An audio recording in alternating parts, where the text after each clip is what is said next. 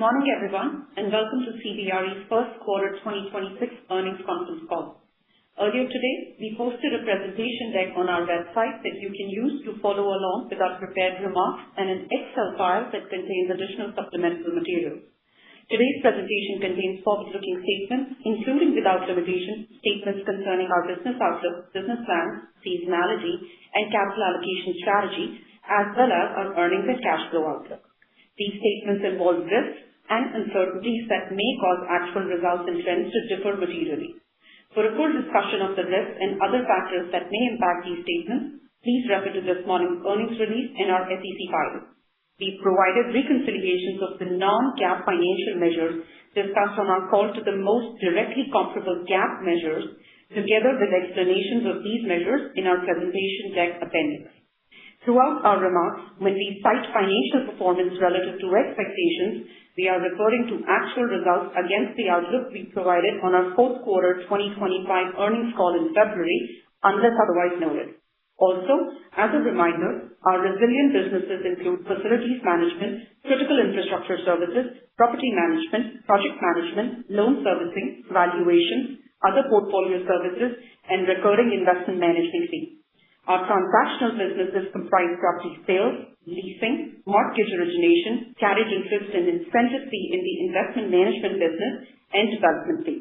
Finally, beginning this quarter, our financial results reflect the financial reporting changes we discussed on our fourth quarter earnings call and in our March 24th 8-K. Prior period results have been recast accordingly. I'm joined on today's call by Bob Sulentic, our Chair and CEO, and Emma Giamartino, our Chief Financial Officer. Now please turn to slide 3 as I turn the call over to Bob. Thank you, Chandni, and good morning, everyone. CBRE continued to generate strong financial results while making important strategic gains during the first quarter of 2026. Together, our three services segments, advisory, building operations and experience, and project management, grew revenue by 20% and operating profit by nearly 30%.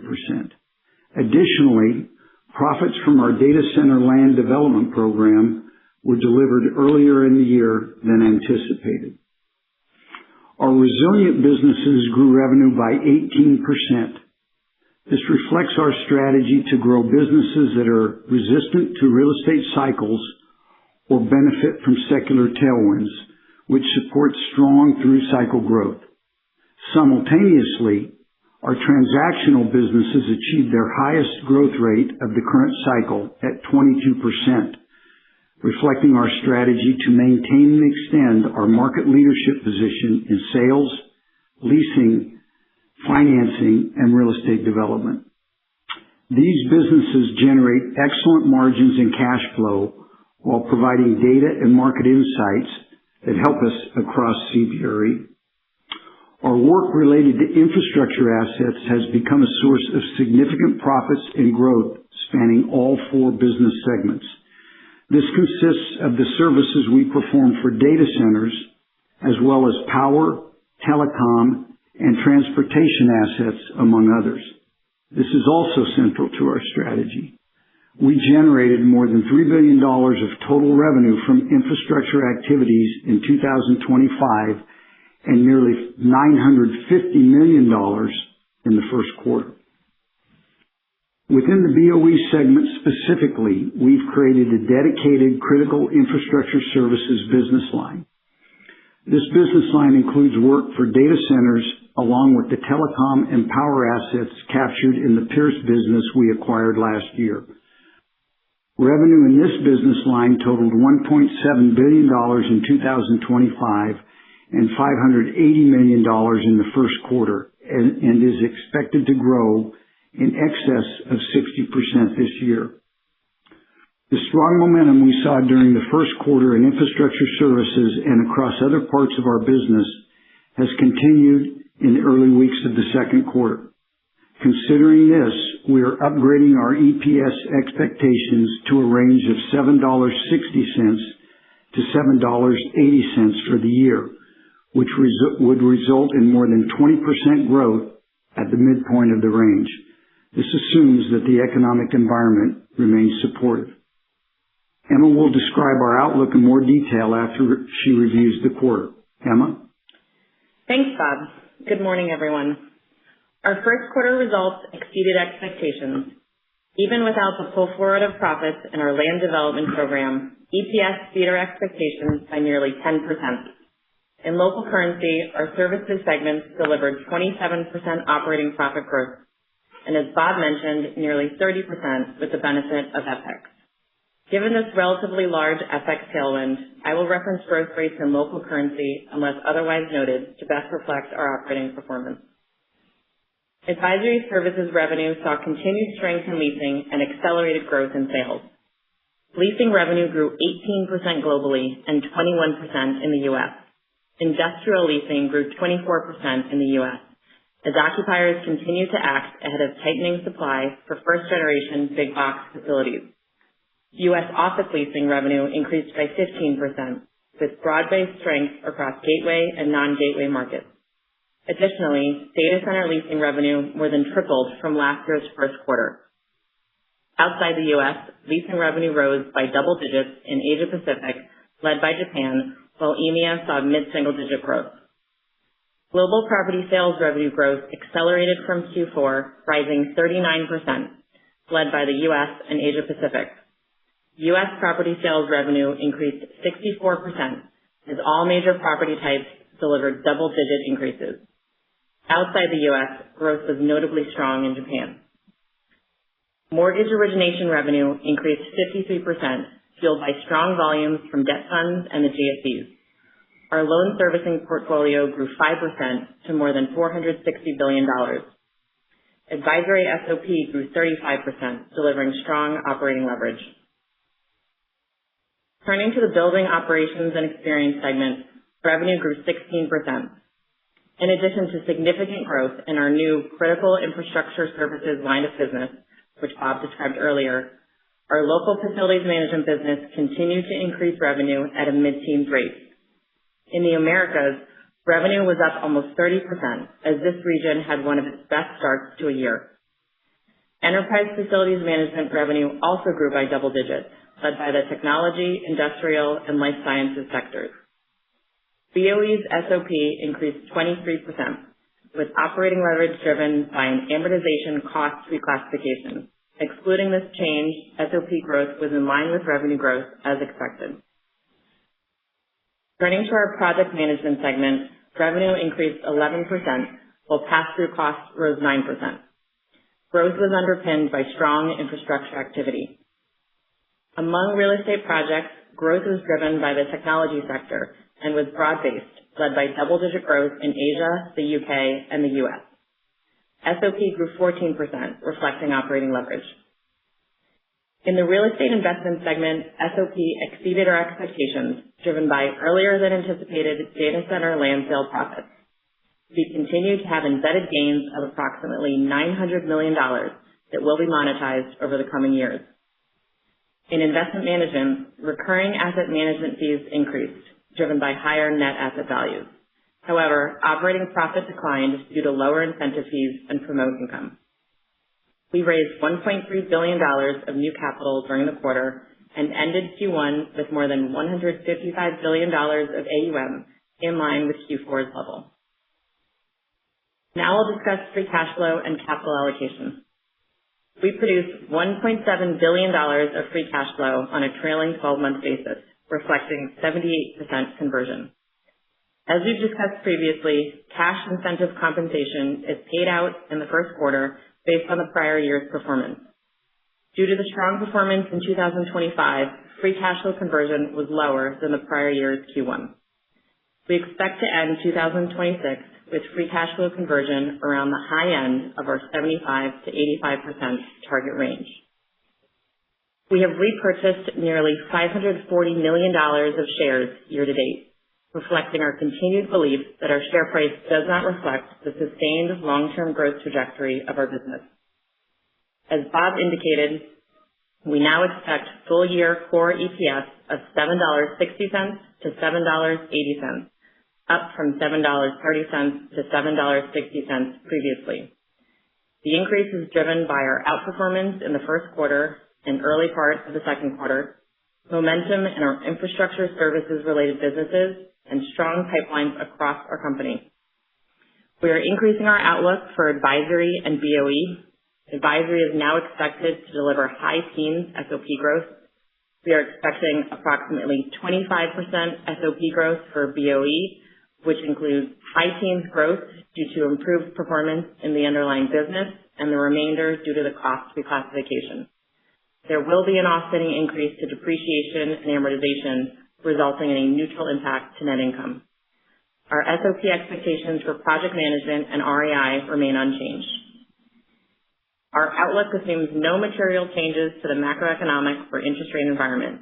And in terms of seasonality, as a result of our first quarter outperformance, we expect to generate nearly 40% of EPS in the first half of the year, a higher percentage than we would typically achieve. With that, operator, we'll open the line for questions. Thank you. We will now be conducting a question and answer session. If you would like to ask a question, please press star 1 on your telephone keypad. A confirmation tone will indicate your line is in the question queue. You may press star 2 to remove yourself from the queue. For participants using speaker equipment, it may be necessary to pick up the handset before pressing the star keys. And our first question comes from the line of Anthony Paolone with JP Morgan. Please proceed with your question. Great, thanks, and good morning and nice quarter. My first question relates to just how you're thinking about the second half of the year, because the first quarter and first half looks quite strong. And so wondering if you can get into a little bit more of your thinking into how much of that maybe was pulling forward stuff you thought would happen later in the year versus just outright strength, and trying to get a sense of your conservatism or how you're thinking about 2H. Sure, Tony. So we increased the midpoint of our guidance from 745 to 770 of EPS, as you saw. As Bob talked about and I talked about, we pulled forward our development profits that we expected to generate later in the year to the first quarter. So there's no impact to our guidance for our REI segment. In terms of the raise from 745 to 770, a third of that is based on the outperformance in the first quarter in advisory and BOE, and 2/3 of that raise is increasing our expectations for the remainder of the year. Within advisory, we're seeing strong pipelines going into Q2, and especially in the U.S. And so despite the fact that there's uncertainty in the macro, we are raising our outlook in advisory for the remainder of the year. But remember that growth will still decelerate going into the second half, given we're working against tough comparisons. And then within BOE, we're raising our guidance for the remainder of the year slightly, given the strength in both critical infrastructure services and local. Okay, got it. Thank you for that. And then my second question really is the roughly $30 billion in pipeline and projects in Trammell Crow right now. Can you talk about how much is, say, industrial, data center, office, and so forth, and just the prospects of that? You mentioned the $900 million, just the prospects of that potentially just being further accelerated and seeing that as the year progresses. Yeah, Tony, the biggest portion of the Trammell Crow in-process portfolio and pipeline portfolio is in 3 areas. So industrial, multifamily, and data center land.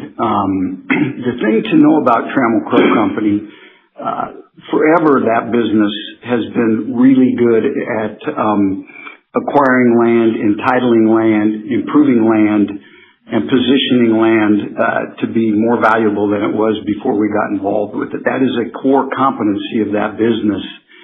And as we've moved through various parts of the cycle, we've aimed that business in areas that we thought had secular tailwinds. So if you remember coming out of COVID, CBRE was and continues to be a massive office building business. And COVID hammered everything about office buildings. But we moved aggressively into industrial land and family land and multifamily development, industrial development, and within 2 years we were back to record earnings. what you're seeing now is a considerable amount of investment in multifamily and industrial because we believe there's a dearth of new development that will be coming on over the next few years, and we're well positioned to do that. We've talked a lot about that. But we also, around the country, have secured dozens of land sites that have the potential to be data center land sites over time. And we're working with various data center users, especially the hyperscalers, to get that land entitled, get that land powered, get water to the land. And we think we'll have a relatively steady stream of opportunities in data center land over the next few years. It will be lumpy, for sure. It will be lumpy, and as evidenced by the first quarter, our harvest so far this year is kind of what we thought it would be for the first year, and Emma gave you some perspective on that. Okay, thank you. Thank you. And as a reminder, we would like everyone in the queue to limit themselves to one question and one follow-up. Thank you. Our next question comes from the line of Steve Sakwa with Evercore ISI. Please proceed with your question. Great. Thank you. Good morning. Maybe, Bob, if you could just maybe elaborate a little bit on maybe some of the conversations that you and the team have had with, some other C-suite executives, just more around kind of where their head is on the macro. And I realize that, the problems in the Middle East kind of occurred, fairly late in the first quarter. So, not much time to impact that business. And maybe that's tempering your enthusiasm for the back half a little bit, but just, how are you sort of thinking about leasing and sales? And I guess what would it maybe take to create more challenges in that business moving into the back half of the year? Yeah. A bunch of different things going on there, Steve. So one is what's going to happen specifically with regard to the Middle East and things that are directly impacted by the Middle East. One is what's going to happen to the economy more broadly. Big theme, obviously, is what's going on with artificial intelligence. Big theme is what's going on with job creation and will jobs disappear. So I'll comment on each of those. Starting with the economy. People feel generally good about the economy unless energy prices spike to the point where we end up in a situation where there could be a recession in parts of the world that are energy specific or energy sensitive, maybe global recession. I don't think people think that's going to happen, but they're worried about that. Most companies that we interface with are not particularly impacted by what's specifically going on in the Middle East. If you look at our company, none of our 4 business segments have as much as 5% of their profits in the Middle East, so it didn't impact us in the first quarter. It hasn't impacted us so far in the second quarter. Most of the companies that we're working with have not been massively impacted there or even all that materially impacted, and so they're watching like we are, but not that worried about that specifically. The whole AI job creation or job destruction thing that is unfolding and going and ping-ponging back and forth, lots of discussion around that, lots of headlines around all the jobs that are going to be eliminated by AI. And so we've tried to dig deep and get some kind of empirical underpinning based on the business we do with companies. And I will tell you that the market-facing headlines don't sync up very well at all with what's going on in our direct conversations with these clients. So to give you a statistic, if really there was this view that all these jobs were going to be eliminated by AI, you would think that the users of space would be backing off on their leasing of space, not just currently, but you would think they'd be taking shorter-term leases for fear that they weren't going to need the space in the future. The average length of lease we're doing in office buildings today hasn't decreased by a day. It simply hasn't decreased. It's held steady for the last several years, and it's holding steady now. So put your money where your mouth is thing would suggest that the fears around job losses aren't quite as high as the headlines. I can tell you for our company, when we look at what's going on, we anticipate some job loss in certain areas. So we have AI initiatives underway to create efficiencies in the company. And so, for instance, we have lots of people in call centers around the world, thousands of them. We think some of that, we think we can rationalize that by maybe as much as 25%. We're going to be able to cut back on research. We're going to be able to cut back on our human resources or people organization. But the most profound thing going on in our business today is we've moved into critical infrastructure and have built a big business in that area. And again, it was $3 billion last year in our services businesses, already almost $1 billion in the first quarter. We can't hire enough people. Our biggest challenge is across that business, we're having trouble getting the various skilled people we need. And we're not alone in that regard. I'm sure that anybody that's following the market is seeing the same thing. So there's a myriad of things going on when we talk to others in our sector and others in the companies we serve. But net, I would not say there's a lot of fear about what's going on right now, at least in the foreseeable future. Great. Thanks for that answer, Bob.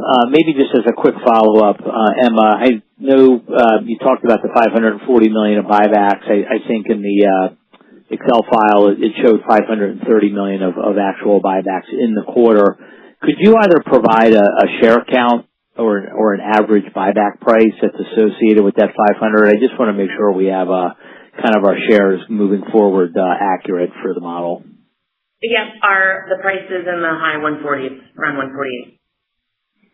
Great. Thank you very much. Thank you. Our next question comes from the line of Stephen Sheldon with William Blair. Please proceed with your question. Hey, thanks, and really nice results here. First, I wanted to ask about the training partnership with Meta around data center capabilities, and Bob, you're just talking a little bit about some of the you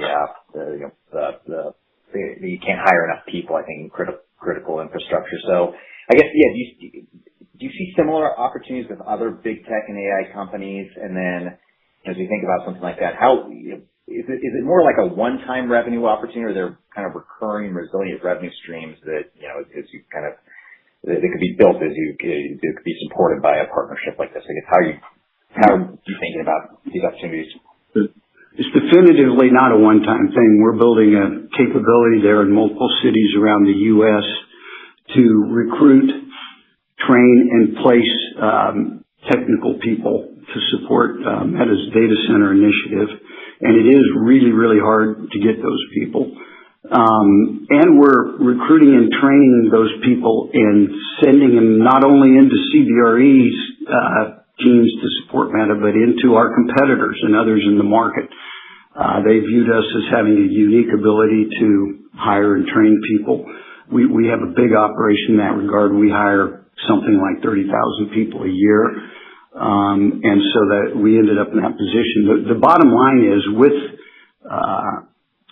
these companies that we interface with to do critical infrastructure and data center work, there's a broad base of things that we can do to support them, and this is something that surfaced because of our brand and our scale and our breadth here in the U.S. and in other places around the world that we were well positioned to help them with, and we expect this to be an enduring service that we provide. Very helpful. Maybe then as a follow-up, just around the commentary on average office lease durations holding steady. Would be curious to know, with Industrious, you guys have the flexible co-working business with Industrious.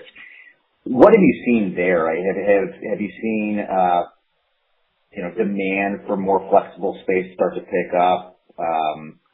Is that something that could structurally, if let's say average lease durations start to pull back, would you even potentially see an uptick in demand for solutions like Industrious that give companies more flexibility? I guess how are you thinking about that? Yes, the number of Industrious units that we're adding is exceeding our expectation and underwriting when we bought the business.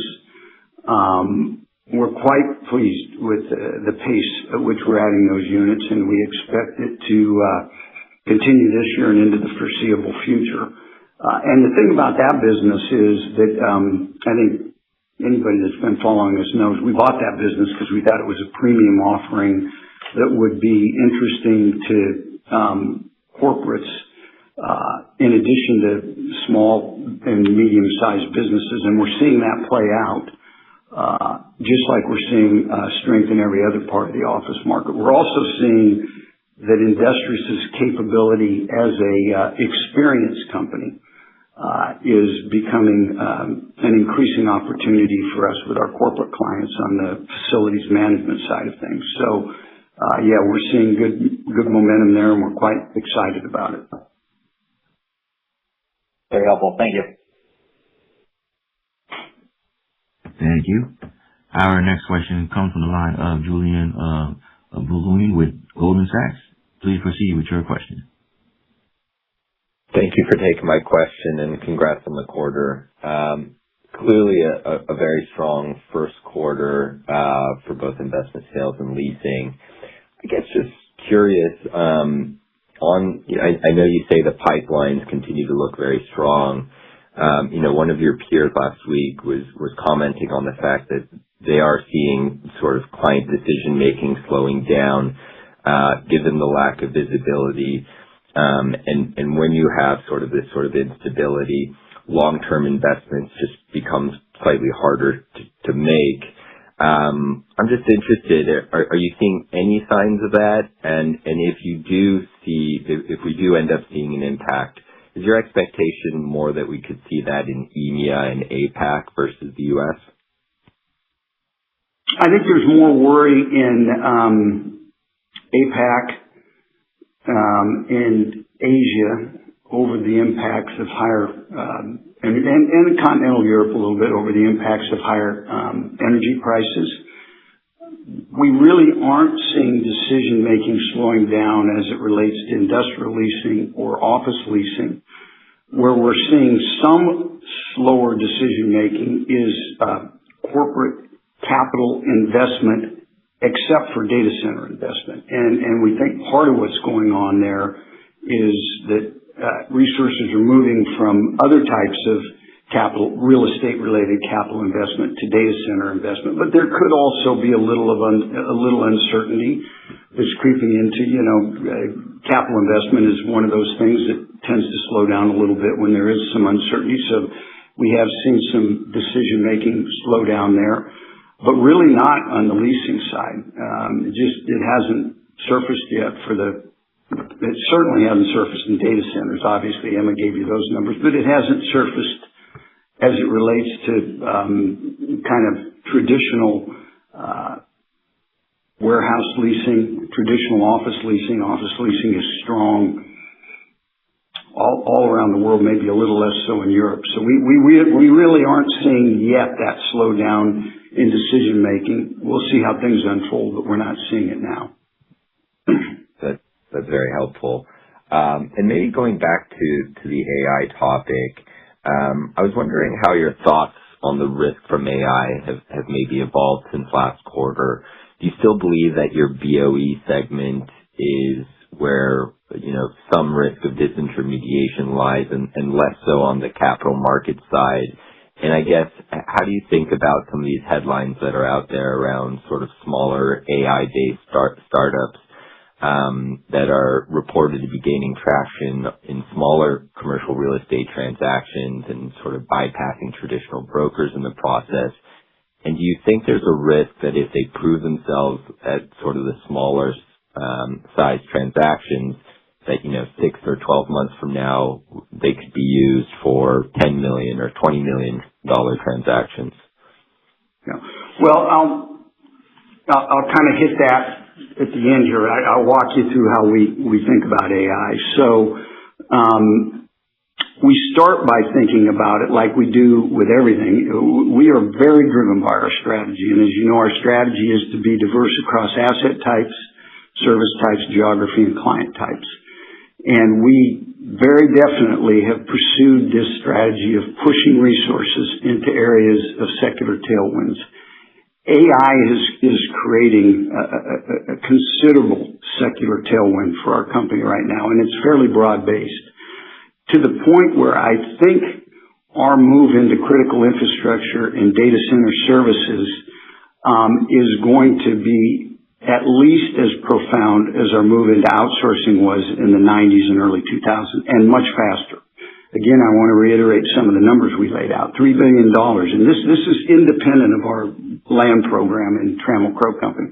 $3 billion of revenue last year, almost $1 billion of revenue in the first quarter, growing almost 50% this year. Some very strong opportunities for us to do M&A in that area because of the track record we've established for M&A. This is a good home for targets. It's a good home for employees. And our brand and history positions us well with clients. So a lot of opportunity there. We think that's the overwhelming impact to our business. The second thing we look at is what we can do to enhance the products we have. So if you go across our four segments, brokerage, building management, project management, we are developing AI-enabled tools in every one of those areas. We've been able to attract some very strong people. Again, I think our brand and our scale has helped us. There's a lot of interest in real estate. We've been able to attract some technology people and then some AI people that have helped us there. And we're very bullish about the products we've developed. I think it's going to help us do more business than we've done before. The next place is in efficiency. This is where there's going to be some potential loss of employees, and I commented on this earlier. We're going to see some efficiency in our offshore service centers. We're going to see some efficiency in our research area, in financial planning and analysis, in human resources. There's a lot of those areas, and we think the gains will be fairly significant. It's going to take time to get those gains because you have to develop the tools, and then you have to implement the tools, and then you have to reorganize yourself and limit. So there will be some eliminations there. Where we think we're most protected, and I commented on this last quarter, is in our transactional businesses. So our investing businesses, our brokerage businesses, our development business, where you lead with strategy and negotiations and creativity. And I know there's been commentary. We've read it. We've seen it. Oh my gosh, in the brokerage business, there's all this data related and financial analysis related work that goes on that's going to be squeezed down by AI, which is going to cause revenues to be squeezed down. Well, if you really know how that business works, the vast majority of what we spend in that business goes to our brokers. The vast majority of what we spend. It doesn't go to financial grinding and analysis and data. We do a lot of work in data. We do a lot of work in financial analysis, but the majority of the expense is around brokers. And what the brokers provide is specifically this strategic help, this creative help, this negotiating help, the knowledge that goes beyond the data that's on the street. And that's why over the years when I've been asked, as you guys get bigger and stronger, are you going to use that leverage to squeeze down your brokers? The answer has always been no. The real value in that business comes from that creative strategic thinking. It's true in our investing businesses. It's true in Trammell Crow Company. That land development business is not going to be disintermediated by AI. It's going to be enabled by AI. So we're not sitting here today. I'm sure there's going to be ways AI does stuff that it hasn't done before, and we're all going to figure that out over time. But we think we're reasonably well protected there. And then when you hear these anecdotes about some prop tech company that says they're disintermediating the brokerage business, I would ask them to show you their revenue stream and see what you get. Thank you very much.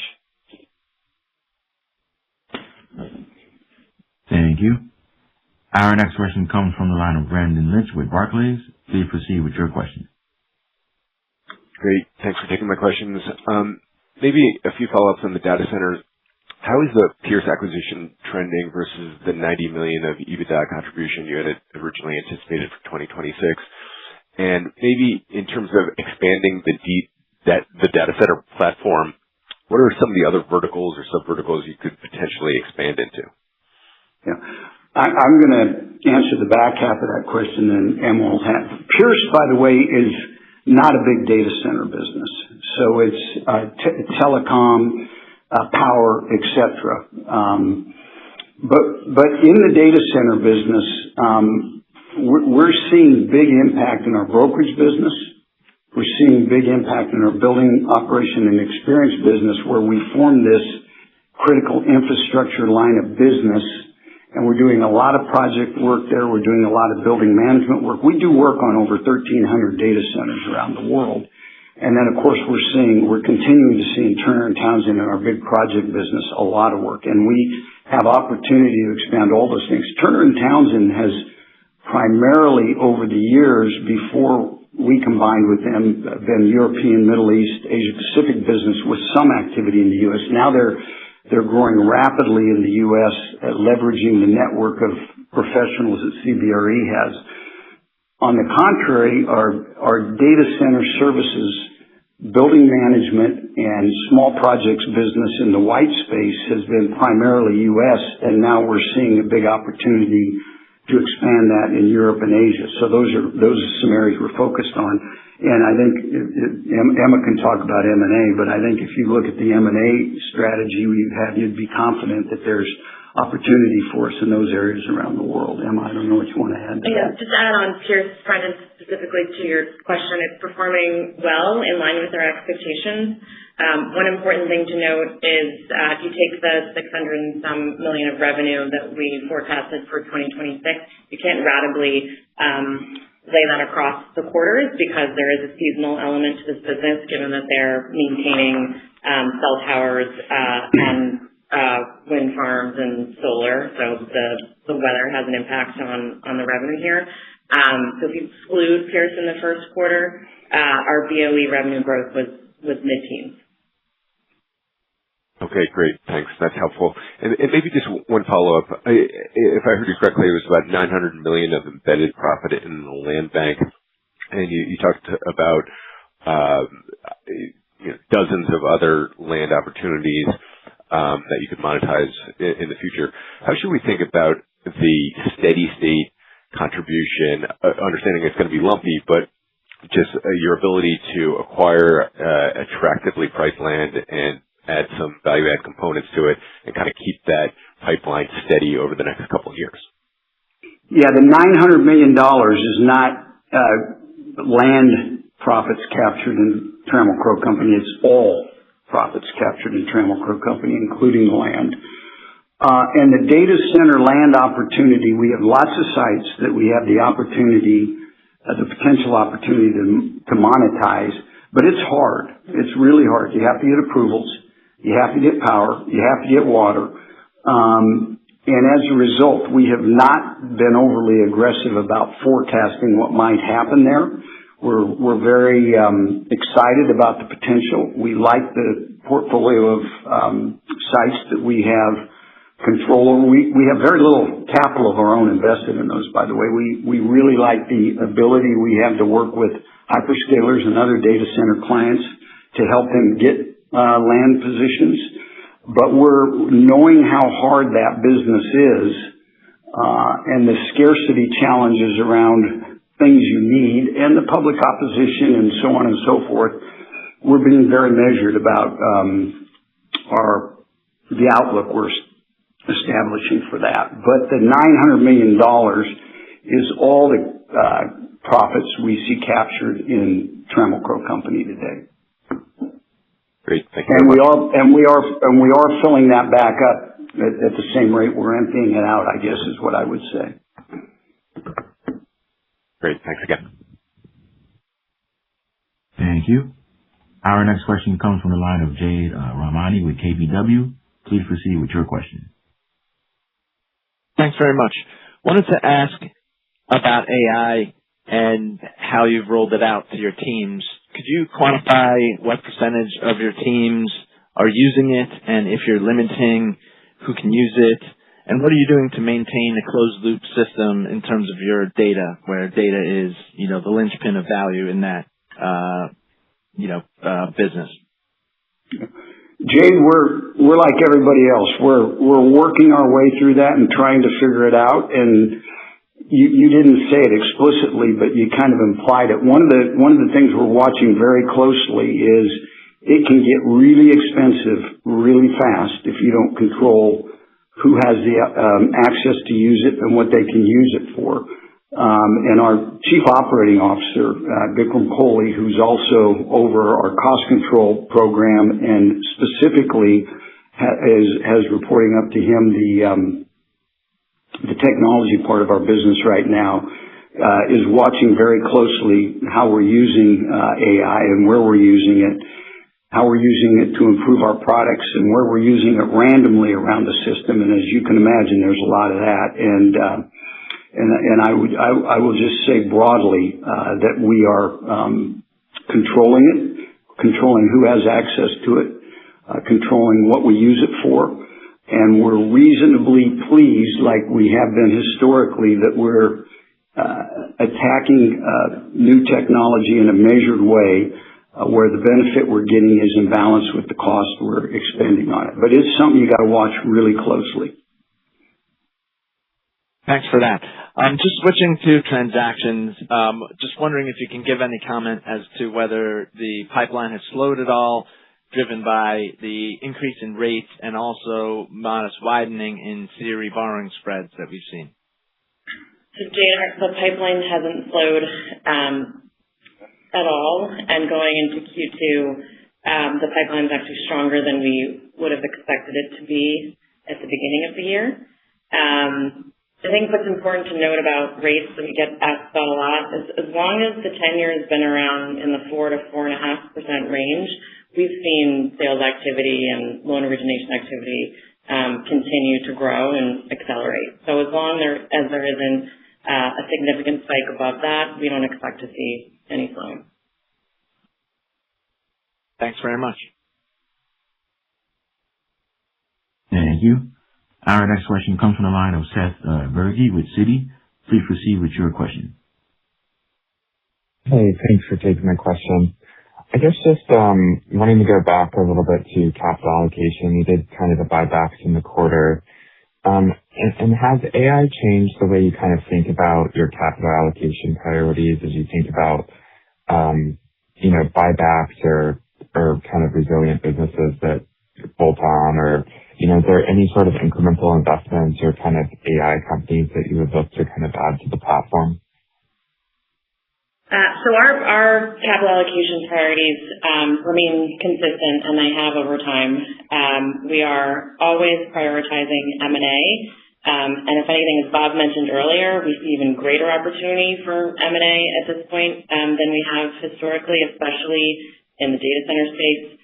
And so we will continue to prioritize M&A, but of course, as you've seen, as we're monitoring our pipeline and thinking about what we can convert in a year, we're going to fill that in with buybacks, especially when our price remains undervalued. In terms of investing in AI, as Bob said, it's similar to how we invest in technology. We're constantly organically investing through our CapEx in technology and now AI to support our business, and that will remain unchanged. I don't expect us to be investing in specifically AI companies, like we didn't make large investments in technology companies historically. Thanks. And then I guess you talked a bit about, rationalizing headcount where it makes sense and using AI to kind of increase productivity. It might be a little early, but do you have a sense of how that can kind of change, the margin profiles of certain segments kind of over time?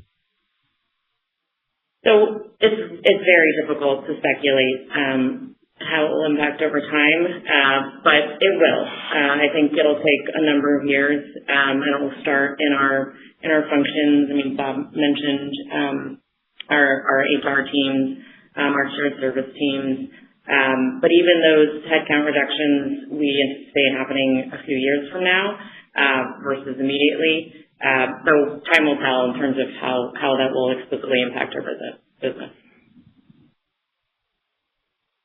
Great. Thanks. Thank you. Our next question comes from the line of Ronald Camden with Morgan Stanley. Please proceed with your question. Great. Just a quick one. Going back to sort of the BOE, I think you mentioned earlier in the call that the sort of the acquisition, the revenue growth would have been, I think I heard mid-teens, if that's correct. And I think the messaging has been that growth rate has been sustainable for quite some time. I guess my question is there a way to sort of double click and think about how much of that growth is driven by existing tenants, expansion there versus sort of new businesses?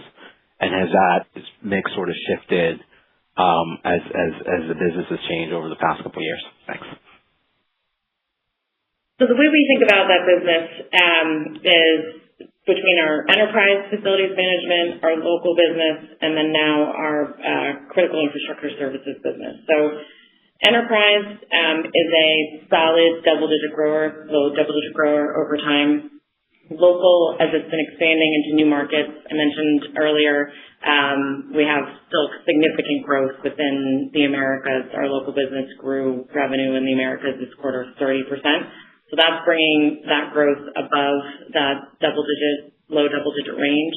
And then our critical infrastructure services business, as you saw, has tremendous growth within it. So it is going to keep that growth rate within our BOE segment in that mid-teens range and potentially above over time. Helpful. And I guess my second question is, as I'm sort of thinking about whether it's advisory services versus BOE versus project management, at sort of, this point in the cycle, is the greatest margin upside still in advisory services because of potential transaction upside, or how do you guys think about sort of the potential margin uplift in some of those other segments? Thanks. So advisory has already gotten back to the 2019 level of margins, which we think is a relatively steady state margin for that business. There will be incremental margin uplift throughout this year, but where we think the opportunity is within BOE and within project management. Those margin gains, as you've seen, are steadier and more incremental over time. But we see opportunity for those to increase. Thanks so much. Thank you. And we have reached the end of the question and answer session. I would like to turn the floor back to CEO Bob Sulentic for closing remarks. Thanks everyone for joining us today, and we'll talk to you again in 90 days when we report on our second quarter. Thank you. This concludes today's conference, and you may disconnect your line at this time. We thank you for your participation. Have a great day.